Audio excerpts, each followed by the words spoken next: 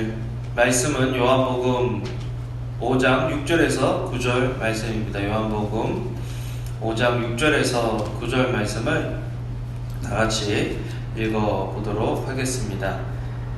주보에 나와있죠? 같이 읽겠습니다. 시작. 예수께서 그 누운 것을 보시고 병이 벌써 오래된 줄 아시고 이르시되 내가 낫고자 하느냐? 병자가 대답하되 주여 물이 움직일 때에 나를 못에 넣어주는 사람이 없어 내가 가는 동안에 다른 사람이 먼저 내려가나이다. 예수께서 이르시되 일어나 내 자리를 들고 걸어가라 하시니 그 사람이 곧 나아서 자리를 들고 걸어가니라. 이날은 안식일이요. 요한복음 5장을 보면 오래된 병자 이야기가 나와요. 38년 된 병자. 근데 이 사람이 38년 동안 누워있다는 말은 없고 오래된 병자라는 말을 해요. 저는 그냥 이 말씀을 읽을 때 계속해서 이 사람이 38년 동안 누워있었으니까 힘들었겠다는 생각도 해봤지만 그냥 어느 순간에 이번에 말씀 준비하면서 그런 생각을 해봤어요. 38년 동안 갈수록 몸이 점점 안 좋아지는 거예요. 그래서 결국은 어느 순간에 누워있을 수밖에 없는 그런 사람이 된 것이죠. 오늘 말씀을 보면서 우리의 상황을 아시는 창조주 예수님이라는 그런 생각을 해봤어요. 예수님 우리의 상황을 아신다. 그런 상황에서 질문을 해봤습니다. 나는 무엇을 원하는가? 여러분들 무엇을 원하세요? 이범형제, 수진자매, 또 우리 전도사님, 또 사모님, 윤영자매님, 어머니 우리 뭘 원하시나요? 누가 이렇게 물어봐요. 2020년도 무엇을 소망하십니까? 라고 물어보니까 어떤 자매님 지난주에 한번 만났는데 목사님 청년부 있을 때는 신년 예배 가서 송구영신 예배 가서 10가지 이렇게 적으면 정신없이 살다가 돌아보면 막 5개 이루어져 있고 6개 이루어져 있고 또 이루어져 가고 있는 그런 거 봤는데 진짜 소망하지 않았네요. 이런 말을 하더라고요. 그래서 자기가 10개 써서 저한테 보내주겠습니다. 그런 말을 했던 것을 기억합니다. 여러분 2020년도 무엇을 소망하세요? 38년 된 병자는 38년 동안 아파오면서 그 마음의 소망이 없어지고 그 마음의 소망이 흐려지고 또 그 마음의 소망이 정말 소망해야 되는 것이 아닌 다른 것들을 바라보고 있는 모습들을 보게 되었습니다. 여러분 살아가면서 우리는 끊임없이 뭔가를 원하잖아요. 원하지 않으면 그 상태는 굉장히 좋은 상태입니다. 죽었던지 아니면 완벽한 상태든지. 죽으면 뭘 원할 수가 없잖아요. 뭘 원한다는 것은 살아있다는 증거고 그 살아있음에 결핍이 있다는 증거입니다. 남편이 좀 더 이렇게 해주면 좋겠어. 그러면 남편이 자기에게 어떤 것들을 안 해주는 거죠. 아내가 나한테 이렇게 좀 해주면 좋겠다. 아내가 나에게 이런 걸 좀 안 해주는 거죠. 자식이 나한테 이렇게 하면 좋겠다. 자식이 그렇게 못 해주는 어떤 결핍된 부분들을 우리는 원합니다. 그렇기 때문에 원하는 것이 있다 그러면 결핍이 있다는 거죠. 물을 원하는 것은 물이 부족할 때고요. 돈이 필요하다, 돈을 원한다 그러면 돈이 결핍된 거죠. 세상은요 끊임없이 우리가 무언가를 원하게 만들어요. 필요 없는데도 가져야 될 것처럼 만드는 것이 우리가 사는 세상입니다. 필요 이상으로 가지게 하고 필요 이상으로 가진 것들을 유지하기 위해서 우리가 가진 것들을 누리지 못하게 바쁘게 만드는 것이 이 세상이다라는 것입니다. 오늘 본문은 베데스다라는 그런 연못에서 일어난 사건을 이야기하고 있는데요. 우리가 살아가고 있는 세상의 축소판인 것 같아요. 본문의 사건이 일어난 장소는 그 베데스다라는 못인데 이 못은 쌍둥이 연못으로 성전 근처에 있는 못이에요. 이 못을 만든 이유는 성전에 필요한 물을 제공하고 성전에 계속 가축을 잡기 때문에 손도 씻어야죠. 또 바칠 가축도 씻고 또 가축이 흘린 피를 닦아내야 되죠. 물이 많이 필요한 거예요. 그래서 비슷한 크기의 못을 2개를 만드는 거예요. 그런데 이상하게 그 못에 전설이 있는데 뭐냐면 물이 동한다, 물이 움직일 때 그 물에 가장 먼저 들어간 사람은 병이 낫는 거예요. 전설이 어디서 시작됐는지 모르겠고 얼마나 자주 일어나는지 모르겠는데 사람들은 그 전설을 듣고 그 못가에 모이기 시작했다는 거죠. 근데 참 이게 고약한 게 뭐냐면요, 먼저 들어간 그 사람만 낫는 거예요. 뭐 한 3명까지 낳는다 그러면 뭐 순서를 정하든지, 5명까지 낳는다, 10명까지 낳는다, 뭐 이렇게 하면 좋잖아요. 그런데 먼저 들어가는 그 사람만 병이 낫는 거예요. 그러니까 그 소문을 듣고 여기 보면 많은 병자들이 연못가에 모였다 그랬어요. 낫고 싶어서. 자기가 원하는 것들을 얻기 위해서 그 연못에 수많은 사람이 모여 있는 거죠. 그러니까 생각해 보세요. 그 사람들 같이 모여 있는 사람이 이웃이 되겠어요? 아니면 경쟁자가 되겠어요? 그 사람들은 경쟁자가 되는 거예요. 또 그 사람의 아픔보다 내 아픔이 더 중요하기 때문에 나보다 더 심한 사람이 있는 것처럼 보여도 그 사람을 밟고 지나가야 되는, 그 사람을 밀치고 지나가야 되는, 그 사람을 끌어내리고 그 물에 들어가야 되는 그런 사회가 지금 베데스다라는 그런 사회가 돼버린 거죠. 우리가 살고 있는 사회는 어때요? 우리는 사실은 제가 아프리카 가보니까 아프리카에 살아가는 사람들이 우리가 살아가는 모습을 보면 아마 굉장히 깜박 넘어갈 거예요. 차도요, 한국에서 10년 이상 넘어간 차를 수입해서 새 차처럼 타고 다니는, 그래서 선교사님 차도 한국에서 10년 된 봉고차를 가져오셨는데 가져오신 지가 한 10년 된 거예요. 그러니까 20년 된 봉고차를 몰고 계시는데도 거기서는 그냥 괜찮은 차, 좋은 차인 거예요. 희범형제가 아마 세도나 타고 딱 가면 이렇게 좋은 차를 타고 다니냐고 굉장히 부자에 들어갈 거예요. 그런데 우리는 항상 상대적으로 비교하면서 살아가기 때문에 지금 우리가 살고 있는 상황에서 희범형제 세도나도 좋은 거잖아, 그죠? 근데 만약에 누가 벤츠 뭐 그런 걸 갖고 왔다, 벤틀리 뭐 그런 걸 갖고 왔다, 그러면 나 언제 저런 차 가져오구나 뭐 이렇게 생각해 볼 거 아니에요. 나보다 앞서간 사람, 나보다 더 많이 가지고 있는 사람, 나보다 형편이 좀 나은 사람을 보면 괜히 불안해지고 초조해지는 것, 그것이 우리가 살고 있는 사회죠. 베데스다 연못도 마찬가지예요. 지금 내가 병이 나아야 되는데 여기 보면 재밌는 게 있어요. 많은 병자들이 있고 맹인이 있고 다리 저는 사람이 있는 거예요. 맹인은 다리 저는 사람 보고, 다리 저는 사람은 맹인 보러 뭐라 그러겠어요? 야, 난 저 사람보다 나아. 저 사람은 어디로 달려갈지 모르는데 나는 그래도 쩔뚝거려도 저 사람보다는 빨리 갈 수 있지 않겠어? 제대로 갈 수 있지 않겠어? 위안을 삼으면서 기다리고 있는 거죠. 근데 알고 봤더니 맹인은 가족들이 굉장히 좋은 가족들이 있었고 수레를 준비하고 있는 거예요. 그럼 수레에 태워서 그 사람들이 막 끌고 가면 다리 저는 사람보다 먼저 갈 수 있잖아요. 그러니까 서로 내가 저 사람보다 조금 나은 거 있으면 좀 안심하고, 내가 저 사람보다 좀 더 가진 게 있으면 안심하고 하는 사회가 베데스라는 사회인데 꼭 우리가 사는 사회랑 닮은 것 같아요. 저는 그런 생각까지 해봤어요. 다들 회의를 해서 야, 물이 동하면 먼저 들어간 사람이 낫는다는데 우리 다 같이 어깨 동무하고 하나 둘 셋 해서 발을 한번 맞춰보자. 그러면 하나의 발 빠트는 놈들이 분명히 있을 거예요. 그죠? 분명히 있을 거라고. 자기가, 근데 이 사회도 그렇잖아요. 뭔가 공평하고 나누고 구제하려면 불안해지고 힘들어지고 내가 좀 더 가져야 될 것 같은 그런 분위기 속에서 우리가 살기 때문에 굉장히 힘든, 쉼이 없고 여유가 없는 그런 세상에서 우리가 살아가게 된다는 거죠. 불확실성에서 살아가는 거예요. 물이 언제 동하는지도 몰라요. 그러니까 우리가 언제 성공하고 우리가 언제 잘 될지도 모르는데 우리는 긴장하면서 살아야 되죠. 또 몇 번 동할지도 몰라요. 그런데도 소망이 그거밖에 없기 때문에 그냥 그것만 바라보고 사는 거죠.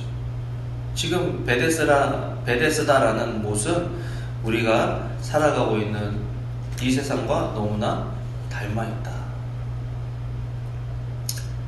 그런데 여기 살아가면서 어떤 사람은 희망의 끈을 놓지 않고 이렇게 살아가는 사람이 있는 반면에 또 다른 부류는요, 아예 절망하고 살아가는 사람도 있어요. 해봐도 안 되다가 그냥 거기가 아닌 다른 곳에는 있을 수가 없기 때문에 그곳에 있긴 있지만 희망도 없고 또 소망도 없는 거예요. 38년 된 병자가 그런 상황이에요. 38년 된 병자는 예수님께서 나중에 말씀드리겠지만 낫기를 원하느냐 라고 말씀하실 때 제가 물이 동할 때 들어가야 되는데 아무도 나를 도와주는 사람이 없다. 나도 지금 갈 수가 없는 그런 상황이다. 신세를 한탄하고 자포자기한 사람들도 있는 거죠. 우리 주변에 보면 항상 두 가지가 있는 것 같아요. 이 세상에서 그냥 길을 쓰고 열심히 살아서 성공하려고 하는 사람이 있고 어떤 사람은 그냥 자포자기하고 살아가는 사람이 있죠. 이런 상황에서 지금 예수님이 그 문화로, 그 공동체로 오신 장면이 우리가 함께 읽은 오늘 본문의 장면입니다.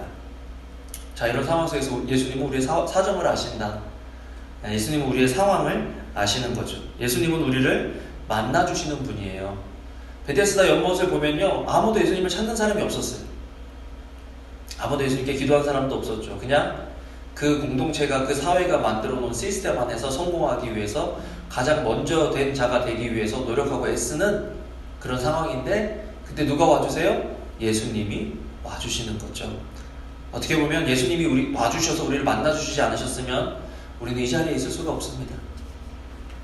그런데 예수님을 만났음에도 불구하고 다시 그 옛날의 삶의 방식에 젖어서 살아가고 있진 않은지, 오늘 말씀을 보면서 저희들의 삶을 한번 점검해보면 좋겠어요. 자, 예수님이 이 땅에 오셨는데, 이 땅에 오셔서 그 공동체에 와주셨는데 그 사람들의 상태가 그렇게 좋지 못했어요. 요한복음 1장 9절에서 11절 읽어보겠습니다. 시작. 참빛 곧 세상에 와서 각 사람에게 비추는 빛이 있었나니 그가 세상에 계셨으므로 세상은 그로 말미암아 지은 바 되었으되 세상이 그를 알지 못하였고 자기 땅에 오매 자기 백성이 영접하지 아니하였으나, 자기 생각으로 가득 차 있는 사람은 예수님이 오셔도 예수님이 오신 것을 알지 못하는 거예요. 지금 예수님이 오시지 않아도 저 물이 동하면 안 보이는 예수님보다는 보이는 저 물이 움직일 때 내가 들어가면 내가 나을 수 있을 것이라는 그런 기대감이 사람들에게 있기 때문에 예수님을 찾고 예수님을 구하기보다는 그 물이 동하는 것, 내 눈에 보이는 어떤 것들이 손에 잡히기를 원하면서 기다리고 있는 상황이 세상의 우리의 상황이었다라고 그렇게 이야기하고 있습니다.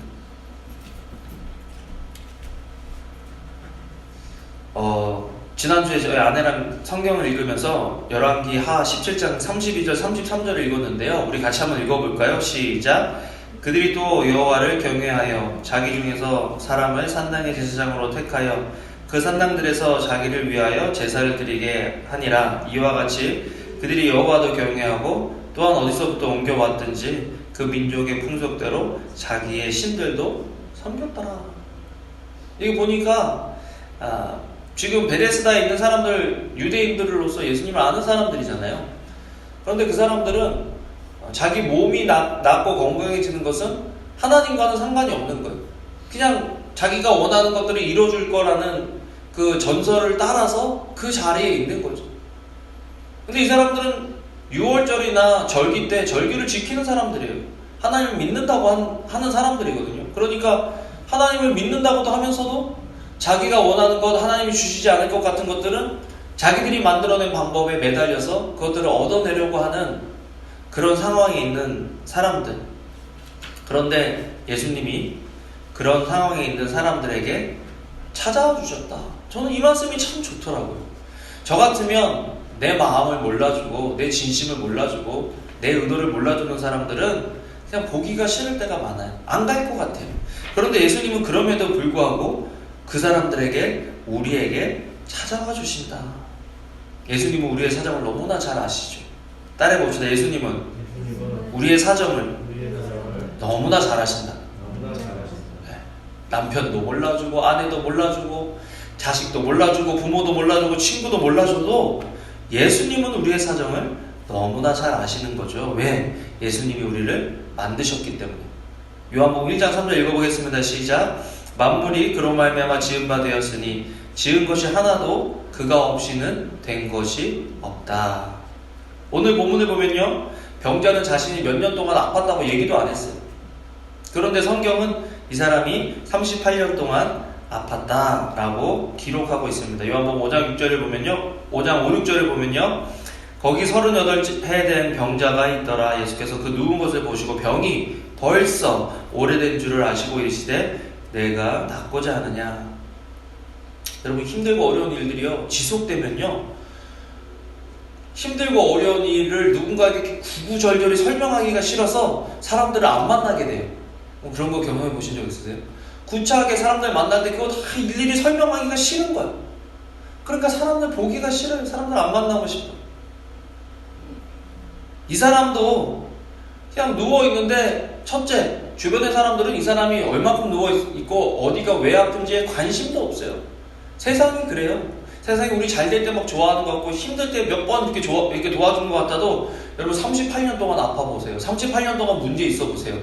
사람들이 점점 떠납니다. 또 그 본인이 위축돼서요. 사람들로부터 점점 멀어져요. 이게 38년 된 병자의 모습이죠. 혹 우리의 모습일 수도 있죠. 그런데 예수님이 그 사람에게 나타나시는 거죠. 이 사람의 형편을 너무 잘 아셨어요. 이 사람의 형편은요, 자기가 몸이 아픈 지 오래됐을 뿐만 아니라 이 사람을 도와줄 사람도 그 곁에 아무도 없었어요. 요한복음 5장 7절, 병자가 대답하되 주여, 물이 움직일 때에 나를 못에 물에 넣어주는 사람이 없어서 내가 가는 동안에 다른 사람이 먼저 내려갑니다. 소망도 없고 또 그 문제를 해결할 수 있는 능력도 없는 그런 상황에 있는 사람이 바로 38년 된 병자요. 이 병자의 상황을 예수님은 너무나 잘 알고 계셨기 때문에 이 병자에게 찾아오신 거죠. 여러분, 오늘 우리 전도사님과 목사님과 같이 기도하면서 그런 기도를 했어요. 하나님, 오늘 예배 나올 때 우리에게 부서진 마음으로 올 수 있게 해달라고. broken heart. 하나님, 그냥 와서 그냥 말씀 듣고 이게 아니라 정말 이 38년 된 병자처럼, 하나님, 내 마음 아무도 몰라줘요. 하나님, 내 몸 상태 아무도 몰라줘요. 말해도 그 사람들은 고쳐줄 수 있는 능력도 없고 도와줄 수 있는 마음도 없어요. 도와주고자 하는 마음도 없어요. 하나님밖에 없습니다. 라는 그런 마음으로 이 자리에 나오게 되기를 기도했어요. 여러분, 왜 예수님께서 38년 된 병자에게 찾아오셨느냐? 예수님은 소망이 없는 자에게 찾아오신다 라는 거예요. 예수님 따라해봅시다. 예수님은 소망이 없는 자에게 찾아오신다. 네. 아무도 거들떠 보지 않는 사람을 예수님은 보셨죠. 베데스다 못가에서 모인 수많은 병자들, 다리 젖는 사람들, 맹인들, 또 혈기 많은 사람들, 이런 사람들로 가득 차 있었는데 왜 예수님은 이 38년 된 이 사람에게 오셨을까? 성경에서 기록하고 있는 이 사람들은요, 자기가 할 수 있는 것들이 아직 남아있는 사람들이에요. 맹인은 누가 부축해주면, 수레로 밀어주면 갈 수 있고, 다리 젖는 사람은 쩔뚝거려도 지팡이로 사람들 쳐가면서 갈 수 있을 것 같고, 병자도 뭐 지금 당장 움직일 수 있으니까 딴 사람보다 나은 상황에 있는 거예요. 그러니까 자기가 할 수 있는 어떤 자기 의가 남아있는 어떤 그런 사람들에게는 예수님이 오셔도 예수님의 음성이 들리지 않고 예수님의 말씀에 반응할 수가 없는 거예요. 왜? 지금 자기는 저 기회를 잡아야 되겠다는 생각으로 가득 차 있기 때문에. 왜 38년 된 병자냐 하면 38년 된 병자는 자신도 자신 주변에 있는 사람도 그 사람의 문제를 해결할 수 있는 것이 아무것도 없다는 것을 인정할 수밖에 없는 그 사람이었기 때문에 예수님께서 38년 된 병자에게 와주셨다는 거예요.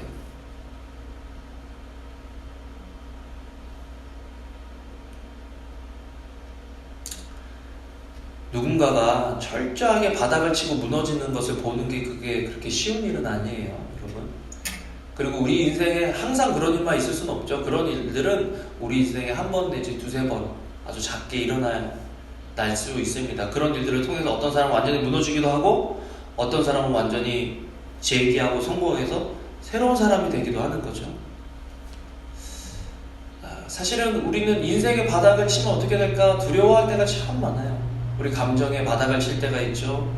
우리 재정의 바닥을 칠 때가 있죠. 우리 경력의 바닥을 칠 때가 있죠. 우리 건강의 바닥을 칠 때가 있습니다. 그런데 내가 내가 어떤 사람을 하나를 붙잡으면 이 상황이 해결될 수 있다라는 그런 생각을 하는 사람은요, 온전한 마음으로 예수님을 찾을 수가 없는 거예요. 자기 필요 때문에 예수님을 찾지, 그 문제가 해결되면 그 예수님으로부터 떠나게 되는 것이 많다라는 것입니다. 그렇기 때문에 브로큰 하트가, 그래서 예수님 마음이 가난한 자는 복이 있다 라고 말씀하신 것이 뭐냐면, 내가 이거 할 수 있어, 내가 저거 할 수 있어, 저 사람보다 내가 나아, 저 사람보다 내 상황이 나아, 이렇게 생각하는 사람들보다는 나는 소망이 없고 희망이 없어 라고 생각하는 그 사람에게 예수님이 찾아와 주신다는 거죠. 그래서 오늘 예배 가운데 찾아오신 예수님을 만나는 저와 여러분들 되시기를 주님의 이름으로 축원합니다. 난 그 예수님을 만났으면 좋겠어요. 그냥 나 사업 좀 잘 되게 해주고 나 건강 좀 좋게 해주는 그 예수님이 아니라 진짜 예수님을 만나야 되는 거예요. 예수님은요, 우리의 진정한 소원을 아시고 우리의 진짜 소원이 되어주시는 거죠. 여러분, 우리가 살면서 진짜 원하는 게 뭘까요?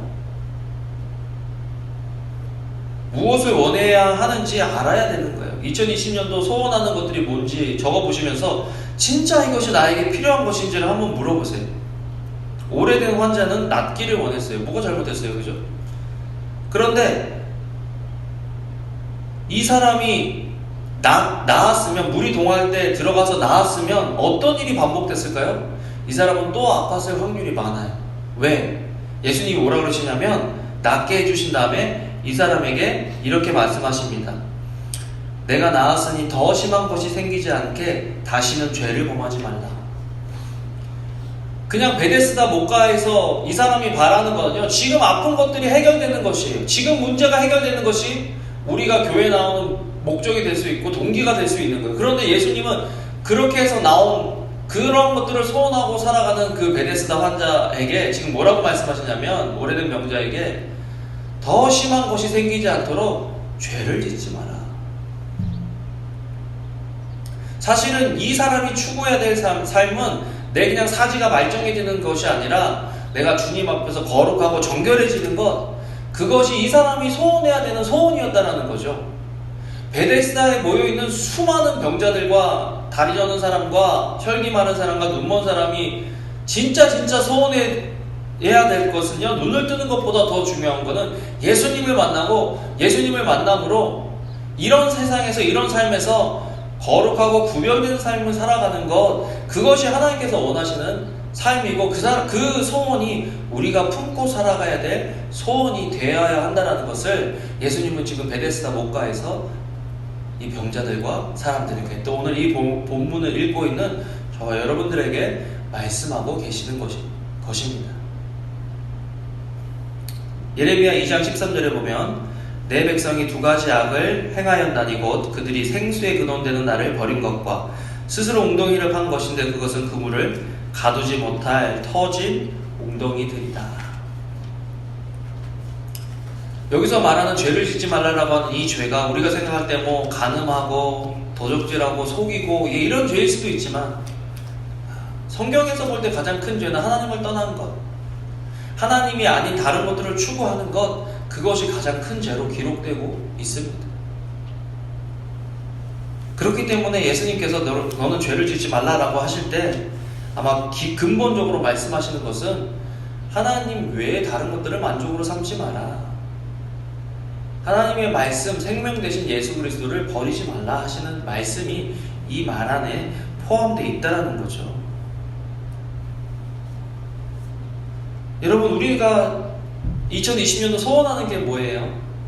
또다시 여쭤봅니다. 물론 이번에는 돈을 좀 더 많이 벌어서 좋은 차를 사고 싶다, 집을 사고 싶다, 저도 돈이 생기면 집에 뭔가를 하고 싶은 마음이 있거든요. 주님 돈 좀 주세요. 기도합니다. 저도 기도해요. 그렇지만 그 소원만 가지고 있으면 안 된다는 거예요. 2020년도 나는 하나님을 더 알기를 원합니다. 이런 것들이 다 없어도 주님만으로 만족하길 원합니다 하는 그런 마음의 고백들이 우리 속에 있어야 한다는 거죠. 지금 이 병자는 소원이 뭘로 바뀌었을까요? 예수님께서 낫고자 하느냐, 진짜 소원을 물어본 거잖아요. 근데 뭐라고 대답했어요? 낫고 싶습니다 라고 얘기하면 되잖아요. 그게 자기 삶의 지금 근본적인 해결책이잖아요. 근데 뭐라고 대답해요? 낫고 싶습니다 라고 대답하는 게 아니라 네 소원이 뭐냐라고 물어봤는데 뭐라고 대답해요? 병자가 대답하되 주여, 물이 움직일 때에 나를 못에 넣어주는 사람이 없어 내가 가는 동안에 다른 사람이 먼저 내려가는 겁니다. 그럼 이 사람 소원은 뭐예요? 물이 동할 때 나를 데려다 줄 사람이 있어야 됩니다. 이게 그 사람의 소원. 그러니까 정말 원해야 되는 소원이 나중에는 막 이 문제, 이 상황에 찌들려 있으면서 변질되는 거예요. 내 주변에 나를 도와줄 사람이 있으면 좋겠습니다. 지금 그게 진짜 이 사람이 원해야 되는 게 아니거든요. 그런데 지금 원하는 거는 내 주변에 사람이 있으면 좋겠습니다. 혹시 우리의 소원이 이런 소원이 아닐까요? 하나님이 딱 나타나셔서 야, 너 뭘 원하니? 하나님이 주실 수 있는 정말 크고 좋은 것, 정말 근본적이고 본질적인 것들이 있는데 다른 것들을 얘기하는 거예요. 오늘 예배 시간에 계속 그런 것들이 떠올려지면 좋겠어요. 야, 네가 구해야 될 건 이거야. 너 지금 이걸 구하고 있지 않니? 근데 이거는 이게 되면 이것이 이루어질 수도 있고 필요도 없는 것이 될 수도 있어. 그러니까 이걸 구해라 하는 그 음성이 들려지기를 주님의 이름으로 축원합니다. 그게 진짜인 거예요. 안 그러면 수박 겉핥기식으로 표면적인 것들만 막 이렇게 추구하다가 끝나요. 끝나. 그런데 예수님께서 이르시되 내 자리를 들고 걸어가라. 예수께서 이르시되, 저는 이 말씀이요, 이르시되라는 말씀이 진짜 별로 관심, 이르시되 이게 무슨 특별한 말이에요. 그런데 이 말씀이요, 말씀하시되로 바꾸니까 너무 좋은 거예요. 예수님께서 말씀하시되, 이 사람의 정말 삶의 문제를 해결하기 위해서는 뭐가 필요한 거예요? 예수 그리스도의 말씀이 필요한 거예요. 말씀 대신 예수님이 필요한 거예요. 난 지금 경제적으로, 육체적으로, 관계적으로, 감정적으로 난 이게 필요해요 라고 원하고 있는데, 예수님께서는 네가 필요한 거는 말씀된 나다 라고 말씀하시는 거예요. 미래에 대한 불안감, 불확실성에서 정말 우리가 붙잡아야 될 것은 있을 수도 없고 있어도 나에게 돌아오지 않을 그 기회를 붙잡고 매달리고 기다리는 것이 아니라 우리에게 확실한 말씀으로 오신 예수 그리스도를 붙잡고 있는 것이 더 중요하다는 거예요. 2020년도 그런 말씀을 붙잡는, 그런 말씀이 들려오는 저와 여러분들, 우리 교회 되기를 주님의 이름으로 축원합니다. 아멘. 예수님께서 요한복음 7장 37, 38절에 명절 끝날 곧 큰 날에 예수께서 서서 외쳐 이르시되 누구든지 목마르거든 내게로 와서 마시라. 나를 믿는 자는 성경의 이름과 같이 그 배에서 생수의 강이 흘러나오리라 하십니다. 예레미야 말씀과 참 연결이 되어 있는 것 같아요. 이스라엘이 생수의 근원 대신 예수님이 있었음에도 불구하고, 하나님이 계심에도 불구하고 생수의 근원 대신 예수님을 버린 거예요. 그게 사람들의 문제죠. 우리의 문제죠. 여러분, 생수의 근원 대신 예수님께로 나아오면 예수님께서 뭐라 그러셨느냐? 내게로 와서 마셔라. 나를 믿는 자는 성경의 이름같이 그 배에서 생수의 강이 흘러나온다. 다시 결핍이나 다시 불만족을 경험하지 않을 거야 라고 예수님께서 말씀하시는 거죠. 자, 그러므로 예수님은 우리에게 진정한 소원을 주세요.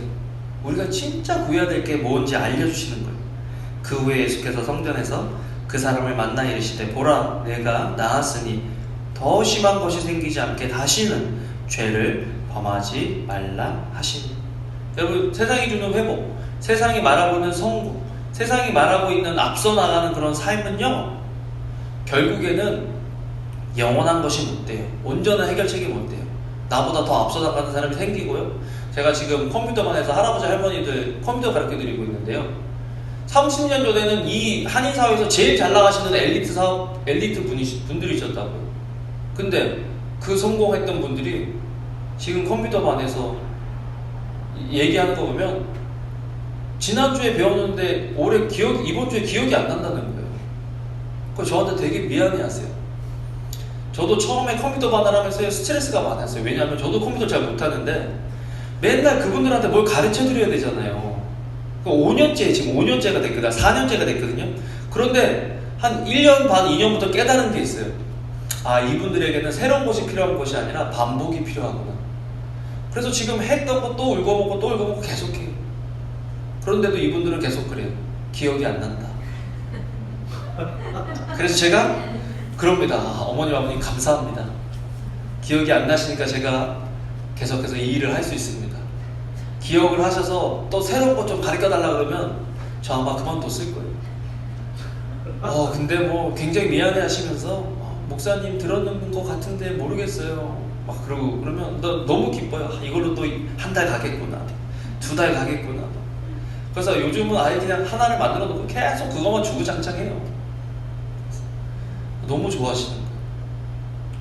그런데 세상에서 말했던 그것들을 붙잡고 막 세상에서 말하는 그 성공했다는 그 기준으로 따져서 성공했던 그분들이 그 기준을 갖고 지금 자기 자신을 바라보면 어떨까요? 마음이. 여러분, 세상이 주는 그 성공, 만약에 이 병자가 어떻게 운이 좋아가지고 사람들 다 제끼고 독한 마음 먹고 자기가 먼저 들어가서 나왔어요. 1년, 2년은 건강한 모습으로 살 수 있었겠지만 결국은 이 사람은 그 삶의 스타일 때문에 또다시 아픈 사람이 되고 병자가 됐을 확률이 많아요. 그러니까 예수님이 이 말씀을 하시는 거예요. 여러분, 세상이 주는 것들을 붙잡고 세상이 주는 것들을 소망하고 살아가는 삶은요, 고달프고 힘들고 쉼이 없는 삶일 뿐만 아니라 그 세상에서 말하는 성공을 내가 이뤘다 할지라도 그 성공이 오래 지속될 수 없고 다시 비참함으로 다시 결핍으로 그 사람을 몰아간다는 거예요. 2020년도에 나는 여러분들이 우리가 영원한 만족을 맛봤으면 좋겠어요. 생수의 근원 대신 예수님을 붙잡아서 우리 배에서 생수의 강이 그냥 흘러 넘쳤으면 좋겠어요. 야, 너는 어떻게 이렇게 기쁘냐? 너는 어떻게 이렇게 행복하니? 예수님 때문에, 예수님 말씀 때문에 나는 기뻐, 행복해. 그렇게 말씀하실 수 있는 2020년도 되기를 주님의 이름으로 축원합니다. 온전한 회복을 주시는 우리 하나님을 구합시다. 시편의 62편 1절에 보면요, 나의 영혼이 잠잠히 하나님만 바라며 나의 구원이 그에게서 나오는도다. 아멘. 내 진정한 만족, 내 진정한 소원은 주님으로부터만 나올 수 있는 거예요. 주님 떠나서 다른 거 아무리 갈망하고 추구해봐야 그것이 우리에게 진정한 만족을 줄 수 없는 거죠. 시편 62편 5절에 보면, 그래서 우리는 우리 영혼에 이렇게 자꾸 이야기해야 돼요. 나의 영혼아. 같이 읽어볼까요? 시작. 잠잠히 하나님만 바라라. 무릇 나의 소망이 그로부터 나오는도다. 이게 우리의 고백이 되면 좋겠어요.